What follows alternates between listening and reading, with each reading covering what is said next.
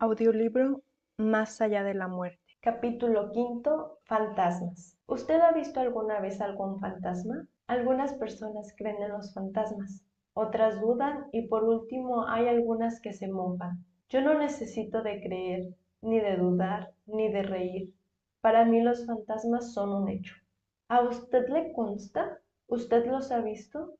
Amigo mío, no está por demás relatarle un caso muy interesante. Era yo muy joven todavía y ella se llamaba Ángela, novia por cierto muy singular, o ya muerta. Cierto día, aún ella con vida, resolví alejarme sin despedirme.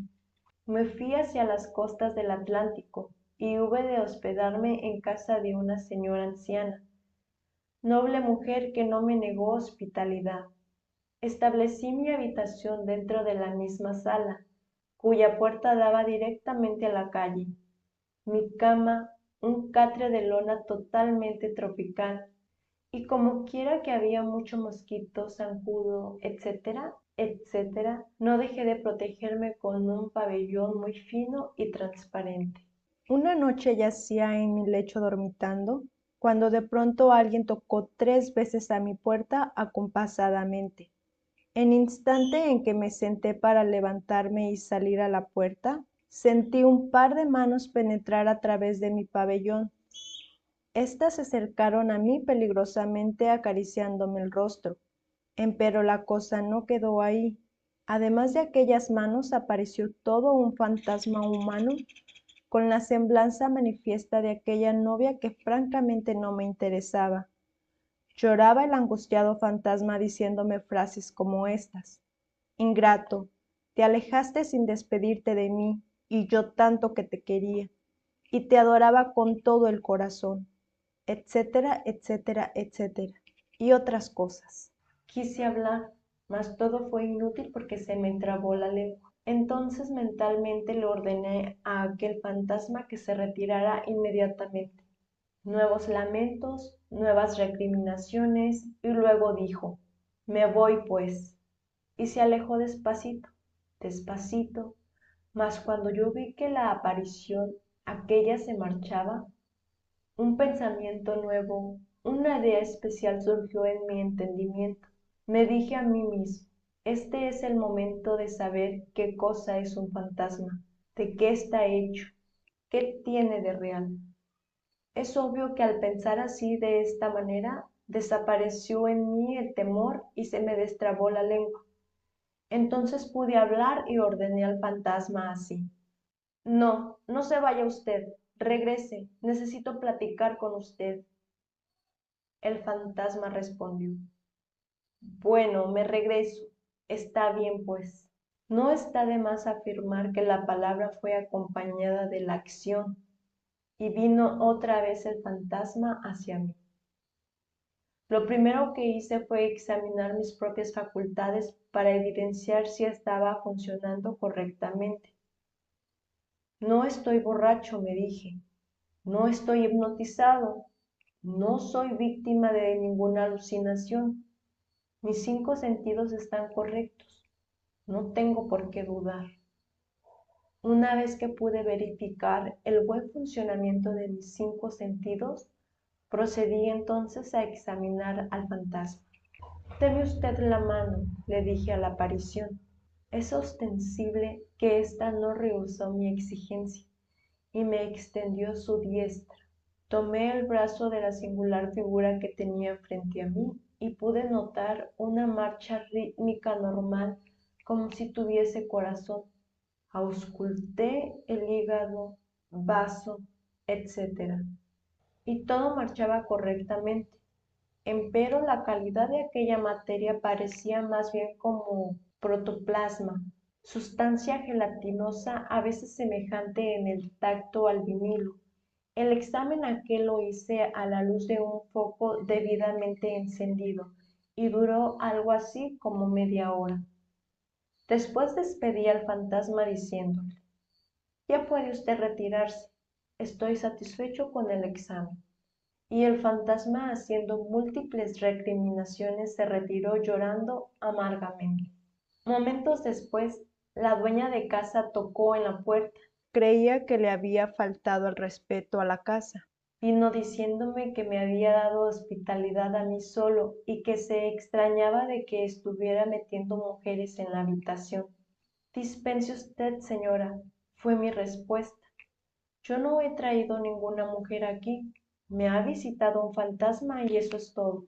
Entre paréntesis, es claro que le narré la historia.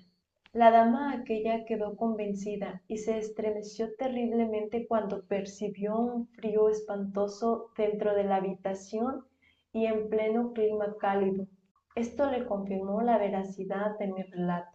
Yo anoté día, fecha y hora del acontecimiento y más tarde cuando me encontré con aquella novia le relaté mi historia. Ella se limitó a decirme que en esa noche y a esa hora por mí citada, dormía y soñaba que estaba en un lugar de la costa y que platicaba conmigo dentro de una habitación semejante a una sala. Es claro, me dije a mí mismo. La dama se acostó pensando en mí y su fantasma me visitó. Lo curioso fue que varios meses después aquella dama murió y estando una noche yo descansando en mi lecho, se repitió el fenómeno, mas esta vez aquel fantasma resolvió acostarse junto a mí, lleno de ternuras y de cariño. Como quiera esto se estaba volviendo bastante feo. No me quedó más remedio que ordenarle en forma muy severa que se retirara para siempre y no me molestara jamás en la existencia. El fantasma así lo hizo y jamás volvió. Muy interesante su relato, señor. ¿Quisiera usted narrarnos otro caso parecido? Con mucho gusto, amigo mío. En cierta ocasión llegó a la ciudad una pobre mujer joven, en pésima situación económica. Se trataba de una muchacha honrada y me solicitó trabajo.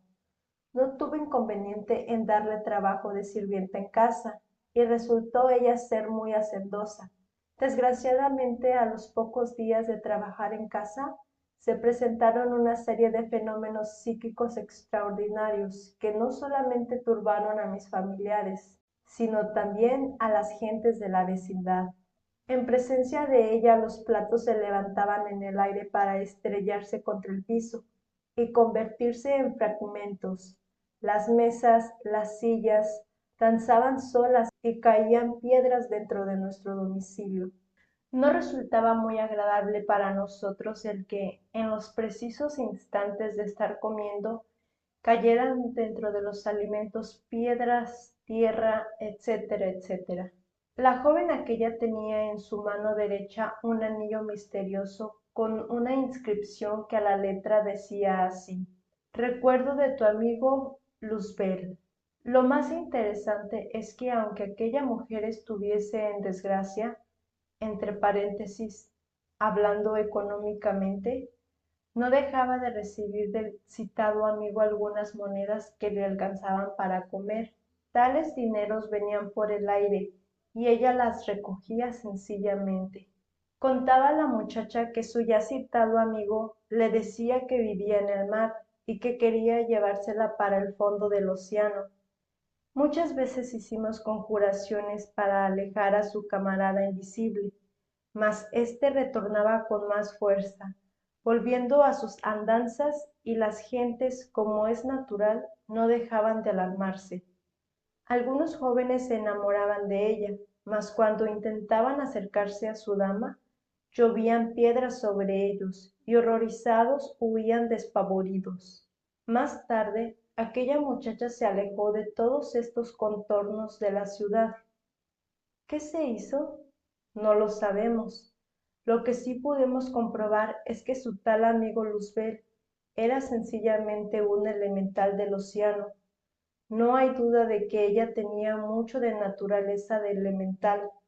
Así nos lo decían sus ojos, sus miradas, su cuerpo, su forma de ser, etcétera, etcétera. Capítulo sexto. Acontecimientos humanos. Voy a relatarle un caso que me aconteció hace algún tiempo. Dejamos la casa en que vivimos durante 11 años y en la que nos fue bastante mal.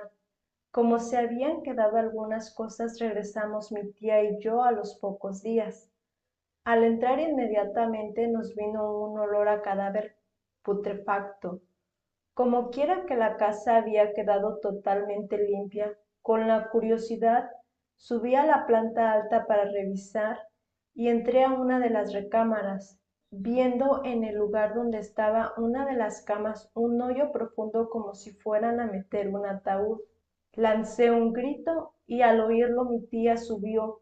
Al verme tan espantada, salimos inmediatamente de ahí regresando a la casa donde habitábamos. De ahí empecé a no tener apetito. Poco a poco comía menos hasta que llegó el momento en que no podía pasar alimento alguno. En 2 meses adelgacé 20 kilos. Tuvieron que internarme en un sanatorio y me auscultaron todos los especialistas. Ninguno daba que tenía y estaba muriéndome con un dolor en el estómago que no me dejaba ni un minuto. Medicinas, comidas, nada podía pasar, todo tenía que ser inyectado. A los 8 días de haberme internado, entré en estado de coma. Los médicos desfallecieron por sanarme. Pronosticaron que era cáncer y mi cuerpo en realidad exhalaba el olor del cuerpo canceroso. Quisieron operarme y mis familiares no lo permitieron. Veían siempre junto a mí a un médico con bata blanca, desconocido para mí y para mis familiares, pues no tenía existencia en el mundo físico. Tal galeno, para todos invisible excepto para mí, me reanimó y prometió sanarme. Ciertamente la palabra se cumplió y fui curada milagrosamente. Cuando los doctores me operaron con el propósito de descubrir la causa causorum de mi enfermedad, con asombro descubrieron que estaba totalmente sanada. El supuesto cáncer no existía. ¿Podría usted decirme qué sucedió? ¿Cuál fue el motivo de esta enfermedad? Esto ha sido para mí siempre un enigma. Con el mayor gusto daré respuesta a su pregunta.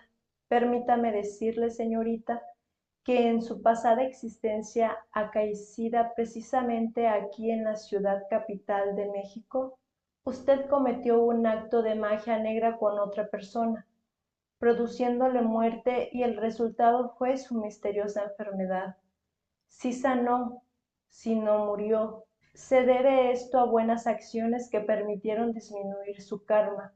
Fue asistida ciertamente por un médico invisible, y de ello usted debe de estar inmensamente agradecida.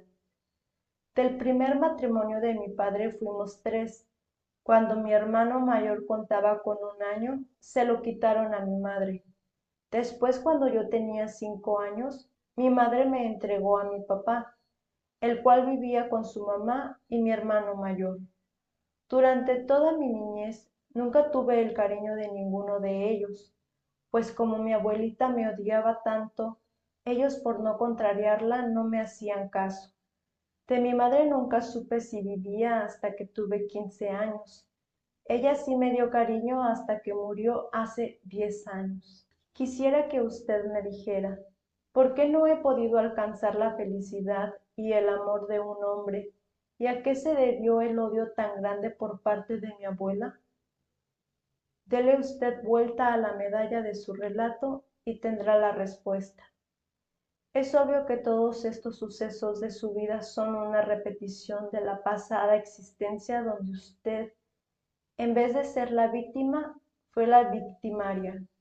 Aquellos que hoy le han proporcionado tantos dolores fueron en el pasado sus víctimas. Eso es todo. Recuerde que la ley del karma es el fiel balance de todos nuestros casos. No puede existir efecto sin causa, causa sin efecto. Usted ha recogido las consecuencias de sus mismos actos.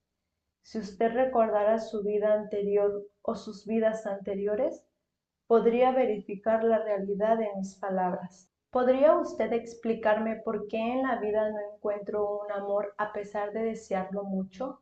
Basados en la ley de acción y consecuencia recogemos lo que sembramos. Por consecuencia lógica vemos que usted sembró tempestades y recogió rayos. ¿Quisiera usted relatarnos algún caso concreto de enfermedad por causa de malas acciones en vidas anteriores?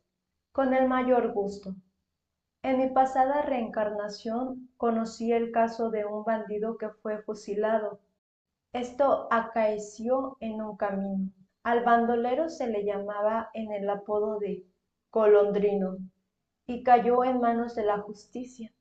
Se le ató a un árbol y se le aplicó la pena máxima. Mucho después, aquel hombre renació en cuerpo femenino. Un día cualquiera sus parientes me solicitaron ayuda. Una señorita muy distinguida dentro de la cual estaba encarnada el alma del golondrino.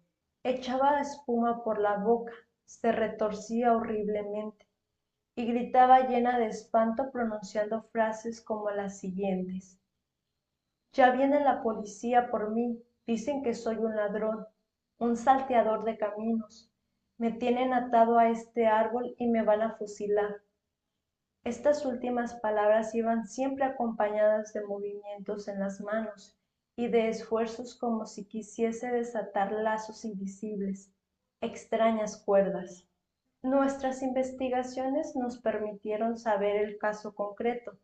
Se trataba pues de una repetición mental del episodio final en la vida anterior de esta alma, que ahora estaba encarnada en cuerpo de mujer. Los psiquiatras fracasaron rotundamente, no lograron la curación. Nosotros tuvimos que apelar a ciertas conjuraciones mágicas y el resultado fue asombroso.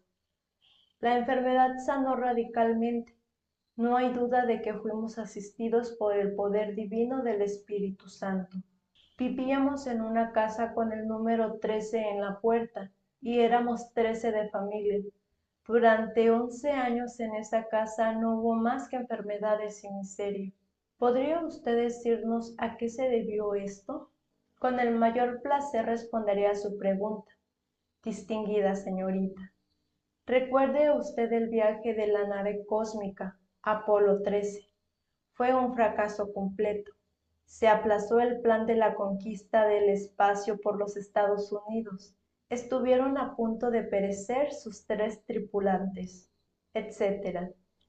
Me viene a la memoria en estos instantes el recuerdo de una noche de Año Nuevo.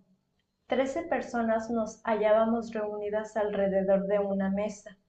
Fue entonces cuando en pleno banquete dije a los invitados, uno de los 13 que estamos aquí reunidos morirá muy pronto. Tal profecía se cumplió algunos meses después, cuando falleció ciertamente uno de aquellos invitados. No se extrañe, pues, por el fatidio 13. Tal número es muerte, fatalidad, tragedia, dolor. Empero también trae el 13 nuevas situaciones, pues la muerte y la vida se hallan íntimamente relacionadas. Es claro que ustedes estaban pagando espantoso karma. Eso es todo. ¿Podría usted decirme por qué siempre he fracasado en el amor? Cuando he estado a punto de alcanzar la felicidad se me escapa de la mano. Aun a pesar de que siempre dicen que me quieren, se alejan de mí para casarse con otra. Con el mayor gusto le responderé a su pregunta. Distinguida dama, es claro que su problema no podría ser debidamente comprendido si ignoramos la ley del eterno retorno. Todos los casos son una repetición incesante de las distintas vidas pasadas. Todo ser humano en el pasado ha contraído diversos matrimonios, ha establecido relaciones sexuales con otras personas, etc. El resultado de tales asociaciones conyugales puede ser buena, mala o indiferente. Si nos hemos portado mal con determinado cónyuge, en una nueva vida se establece el reencuentro con sus consecuencias, fracasos matrimoniales, frustramiento de bodas, ruptura de relaciones amorosas, etc. Lo más grave de todo esto es la separación legal obligada por tal o cual motivo, y sobre todo cuando hay amor. Capítulo séptimo. Interesantes relatos. Una noche de abril de 1968, estando profundamente dormido, escuché gritos y ruidos como de gente que quebraba vidrios y peleaba en la calle. Temiendo que quebrasen un vidrio de mi automóvil, el cual se quedaba en la calle, me levanté, tomé unas pantuflas y los pantalones y me fui por el pasillo. Atravesé la estancia y me asomé por la ventana, entre paréntesis, levantando la cortina, y descubrí con sorpresa que no había gente, ni ruidos, y en cambio había paz y tranquilidad, iluminación plena de la calle y mi coche en perfecto estado. Pensando en que había sido producto de una ilusión o pesadilla, regresé nuevamente por el pasillo hasta la puerta de la recámara y al abrir esta y penetrar unos cuantos pasos, me quedé estupefacto al verme en la cama profundamente dormido junto a mi esposa, con los brazos fuera de las cobijas, la pierna izquierda totalmente destapada y la cara recostada del lado izquierdo. Al ver esta escena, me entró un terrible pavor y me sentí atraído hacia mi cuerpo como si éste tuviera imán. Desperté muy sobresaltado, con fuertes latidos de corazón y un sudor frío en todo el cuerpo. ¿Puede usted decirme qué fue lo que realmente sucedió? En este caso concreto hubo lo que se llama un desdoblamiento. Su alma estaba ausente del cuerpo físico. Es claro que durante el sueño normal, común y corriente, toda alma sale del cuerpo y deambula por ahí y va a distintos lugares regresando luego a su cuerpo físico en el instante preciso del despertar. Precisamente el estado de vigilia viene cuando el alma entra otra vez a su cuerpo de carne y hueso. Lo interesante de su caso fue que al regresar su alma a la recámara, pudo ver su cuerpo físico dormido en la cama. Lo vio usted en la misma forma en que puede ver una mesa o el automóvil para conducirlo. Así también usted, es decir, el alma, se mete en el cuerpo, despierta y viene el estado de vigilia. Eso fue lo que le sucedió. En el año de 1958, después de regresar de una función de cine, me encontré con la novedad de que en la casa estaba toda la familia preocupadísima por la desaparición de una tía que había salido desde temprano a la calle dejando a sus niños solos en la casa. Entre paréntesis, 4 de 3 a 6 años, los cuales estaban llorando de miedo y hambre. Los familiares habían ido a varias partes a buscarla y todo había sido inútil. Entonces se organizaron para irla a buscar y preguntar por ella. A mí me tocó quedarme en la casa. Cerca de las 3 de la mañana desperté sobresaltado y vi la pieza totalmente oscura, pero de pronto se empezó a iluminar una figura ovalada en el centro de la habitación. Se dirigió a la cama, llegó hasta el borde y levantó la tela del mosquitero. Sentí cómo se sentó un cuerpo a orilla de la cama y tomó totalmente la figura de mi tía a quien andaban buscando, diciéndome en voz alta lo siguiente: hijito, no te asustes, soy tu tía y te vengo a avisar que ya estoy muerta y quiero que les avises dónde pueden encontrar mi cadáver. Localiza a tu tío y dile que me busquen en la delegación X. Te pido mucho que cuiden y recen por mis hijos. Se levantó, bajó la tela del mosquitero y desapareció. Al siguiente día hice lo que me dijo. Nadie me creía, hasta que se convencieron de que efectivamente en esa delegación estaba su cadáver deforme, porque murió en un baño de vapor. ¿Cómo fue posible que después de muerta una persona dé datos para la localización de su cadáver y pida por sus hijos? Después de la muerte del cuerpo físico, el alma vive en las dimensiones superiores de la naturaleza y del cosmos. Esto ya lo dijimos en un capítulo aparte, pero de todas maneras lo repetimos. Es claro que esa alma necesitaba informarte sobre su muerte. Era necesario ese informe. Tenía hijos y debía cumplir con su deber. En este caso no hay duda de que esa alma fue ayudada por las leyes superiores. y se le permitió entrar en este mundo de 3 dimensiones en el cual vivimos, para darte una información completa, para decirte dónde estaba su cadáver, hecho que fue debidamente comprobado, pues el cuerpo fue hallado exactamente en el lugar donde ella dijo que estaba, en una delegación de policía. Hechos son hechos y tenemos que rendirnos ante ellos. Estando en una reunión gnóstica, una persona se me acercó a rogar que pidiera por la salud de su madre, quien prácticamente estaba desahuciada. Le prometí hacer todo lo posible por su curación. Después pedí al ángel Adonai que me ayudara y me imaginé en la casa de la señora, simpática ancianita a quien yo me encontraba acostada en su lecho y que al verme sonreía alegremente. Se sentaba y le ponía mi mano derecha en la frente y mi izquierda tocándome el corazón. Me concentré fuertemente en el Maestro Jesús para que me ayudara.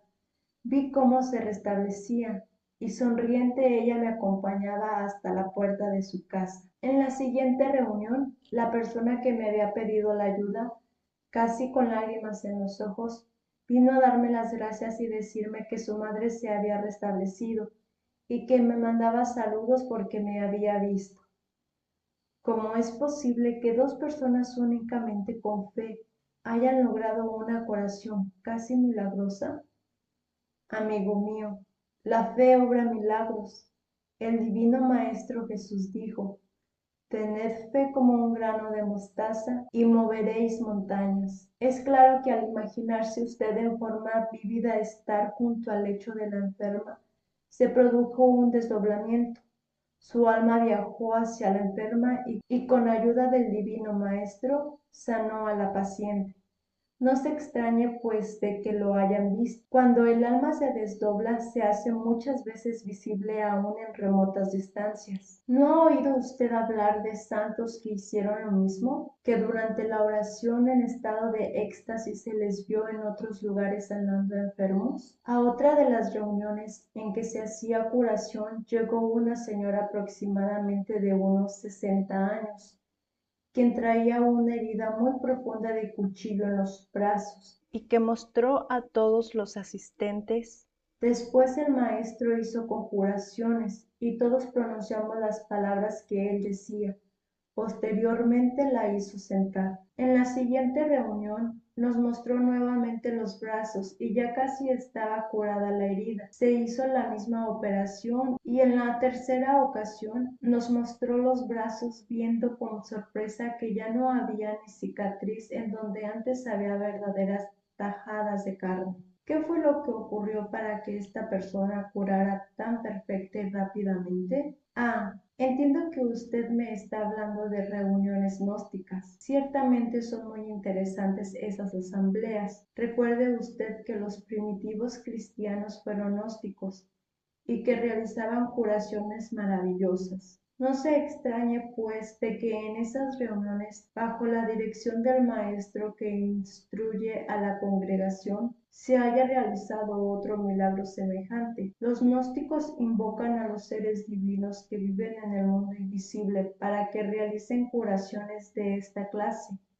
No hay duda de que esto fue lo que sucedió y la paciente sanó radicalmente. Alrededor del año 1962, aproximadamente por el mes de noviembre, días en que yo apenas empezaba a asistir a las conferencias gnósticas, se presentó un señor de aspecto raro que reflejaba preocupación y tenía una mirada vaga y misteriosa. Pidió se le ayudara a sacarle entidades tenebrosas de su cuerpo que le estaban dañando y le habían producido una hinchazón en las piernas, las cuales nos mostró. El maestro accedió y pronunció la conjuración de los 7. Dio unos pases magnéticos, comenzando el individuo a retorcerse y a dar gritos, aullidos y quejarse como si sintiera inmensos dolores, al mismo tiempo que hacía gesticulaciones y movimientos como si algo saliese de él.